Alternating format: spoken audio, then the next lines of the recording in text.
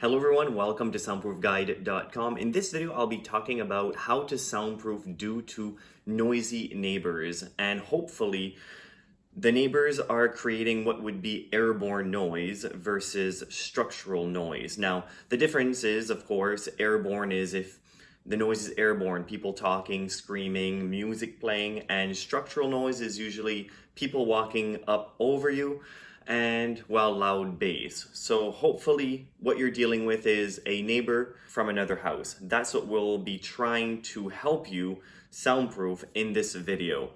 Now, the first thing that I would do if you are living in a detached house, two detached houses, and you're wanting to soundproof because of the noisy neighbors, if you don't already have, let's say, a fence or a hedge, I would say, a hedge, it'll take many years for it to actually grow to the point where it will stop or at least block some of the noise. But what you can do now is install a fence. And just by doing that, installing a fence will help block some of the noise coming to your home. So at least you won't have to maybe even soundproof any areas of your house. It might stop enough noise, but most of the time it'll just stop a little bit of noise, and then you'll still have to do some soundproofing inside your home. But a fence can work.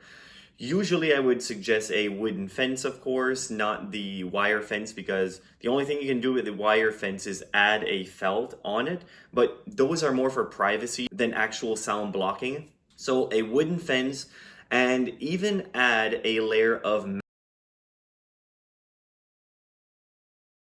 mass-loaded vinyl over your side of the fence, and that will help a lot in blocking the noise and also absorbing a lot of the sound that comes from the other side of the fence. If you want to know more about how to soundproof a backyard and more ways on how to make a fence more soundproof, video right up here will explain everything about that. So now let's move on to your house. I'm assuming your neighbors are right beside you and you're wanting to soundproof the wall that separates you and your neighbors. Now, most of the time you'll have a window. Hopefully you don't have a window, but chances are you probably have a window on that wall. Now, most of that noise coming from the neighbors is coming through that window and not necessarily the walls. So the first thing that I would check on the window is if that window is a single, double, or triple pane window. If it's just a single pane window, very thin window, then most of the sound is coming right through that glass. And what I would suggest is, if it is within your budget, to just completely replace the window. Now you'll have to hire somebody to do that most likely, and it will be added cost. Now, there is an alternative to that actually works really well, is to order a custom-made window panel, a soundproof window panel that goes in front of the window into the casing. There's a video right up here explaining everything about that, and I did a sound test and it works pretty good. So make sure to go watch that if it's something that you're interested in.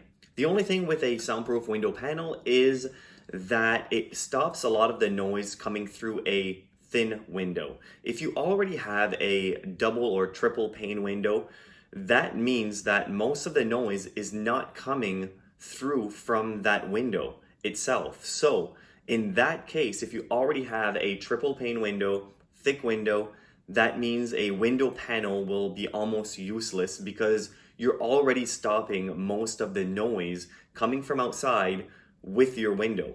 So adding a window panel, spending that extra money is really not necessary. The only time I would suggest including a window panel, a soundproof window panel in front of your window, is if you only have a single pane window, a thin window where most of the sound is actually coming through that glass. Then the window panel will help soundproof that noise coming through that glass.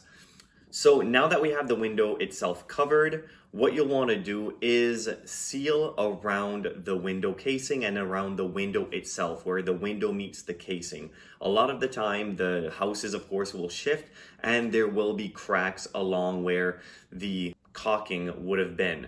So usually the caulking that people place around windows and doors around baseboard is just the cheap caulking. It dries up and it basically cracks over time, especially around windows and doors because of the movement, the shifting, and opening and closing obviously creates a vibration, and that vibration will quickly create a crack in the caulking. And acoustical caulking, the difference between that and regular caulking, of course, the price, it's a little bit more expensive, but the thing is, it stays rubbery over time. At least 5 years, they claim, and I've seen it. It works really good. And what it does, it stays rubbery so it doesn't crack over time, letting noise through that crack. So now that the windows are out of the way, what you can do is now soundproof the walls. If the window is not the problem and there's still sound coming through, then soundproof the walls. Basically, most of the time you'll already have a finished wall and you don't really want to rip the drywall out to add a special type of insulation. Usually there's already insulation there because it's a wall leading to the outside, so there's not really much point in ripping the drywall and changing that insulation into something more soundproof. The only insulation really that does nothing for soundproofing is the spray insulation, the spray foam. That is good for heat and cold, but it's terrible for soundproofing. So if that's what you have in there, well, you still can't really rip it out and scoop all of that out. It's not necessary. But just so you know, if you are in the building process and you're thinking about spray foaming, that's one thing to keep in mind. It's not really good for blocking noise.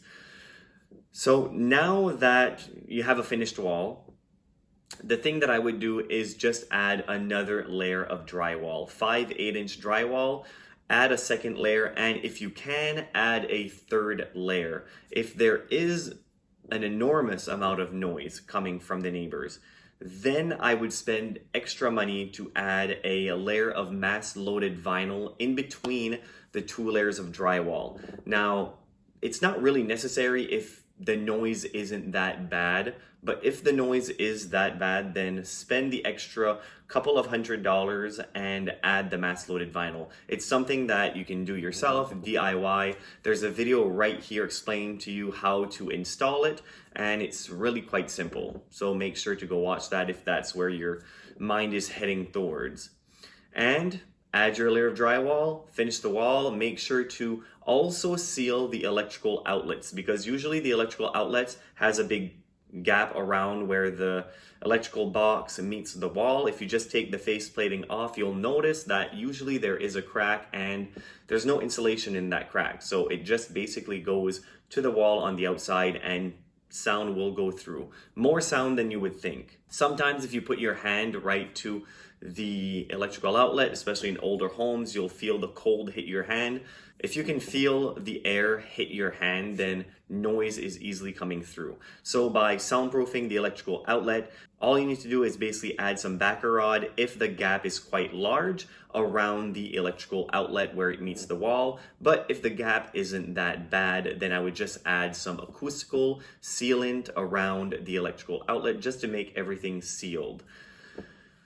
And you should be good to go. Hopefully you enjoyed this video and the tips will help you soundproof for noisy neighbors, because it can be quite annoying, especially if you're soundproofing because of noisy kids. That can be quite, Let me know in the comment section below if you have any questions and also what methods you use and how it worked. Let us all know. We'd really love to hear your feedback.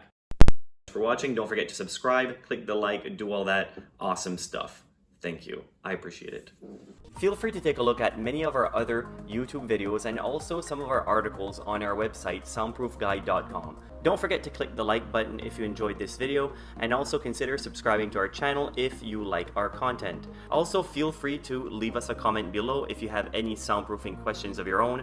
We will certainly try our very best to help you. Thank you very much for watching, and I hope to see you again in the next video or any other videos in our channel. Thank you very much.